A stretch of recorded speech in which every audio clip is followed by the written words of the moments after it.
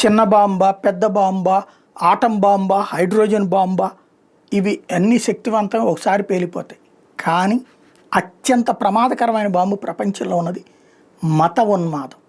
Islamic రాజ్య స్థాపన అనే మత ఉన్మాదం. ఇది ఈ బాంబులన్నిటికంటే ప్రమాదకరమైంది, వీటన్నిటికంటే కూడా శక్తివంతమైంది. మొదటి ప్రపంచ యుద్ధం, రెండో ప్రపంచ యుద్ధంలో బ్రిటన్ గెలిచింది భారత సైనిక శక్తితో.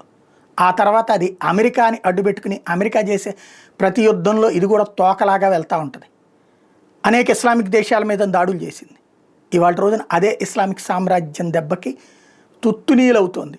ఓ రకంగా బ్రిటన్లో ఉన్నటువంటి కొన్ని ప్రాంతాలు గుర్తుపట్టని విధంగా మారిపోయినాయి. ఇంగ్లీష్ మాట్లాడేవాడే లేడు, కంప్లీట్ ఉర్దూనే మాట్లాడేవాళ్ళు ఉన్నారు.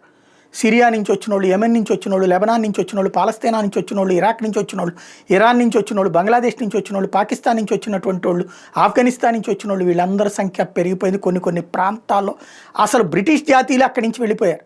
కంప్లీట్గా వాళ్ళ ప్రాంతమైంది. సింపుల్ ఎగ్జాంపుల్, హైదరాబాద్ పాత బస్తీ ఒకప్పుడు ఎట్లుండేది, ఇప్పుడు ఎట్లా ఉంది.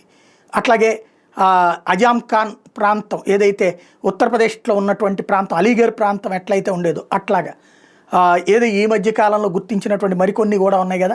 హిందువులు సంఖ్య ఏది సంబాల్, హిందువులు ఒకప్పుడు 45% ఉండి ఇప్పుడు 15% పడిపోయింది. అక్కడ మత పెచ్చతో ఉండేటటువంటి కొంతమంది మూర్ఖులు ఒక చోటకి చేరారంటే, క్రమంగా అందులో ఇస్లామిక్ రాజ్యం స్థాపించాలని కోరుకునే వాళ్ళు మూర్ఖులు ఒక చోటకి చేరారంటే చాలా ప్రమాదకరం. బ్రిటన్లో ఇప్పుడు అనేక ప్రదేశాలు వాస్తవంగా బ్రిటన్ పౌరులు లేరు, బ్రిటన్ జాతీయులు లేరు. కంప్లీట్గా అసలు ఇంగ్లీష్నే పక్కన పెట్టేసి చివరికి కోర్టులు కూడా సొంతగా నడుపుకుంటున్నటువంటి పరిస్థితులు. క్రమంగా మారిపోతుంది బ్రిటన్.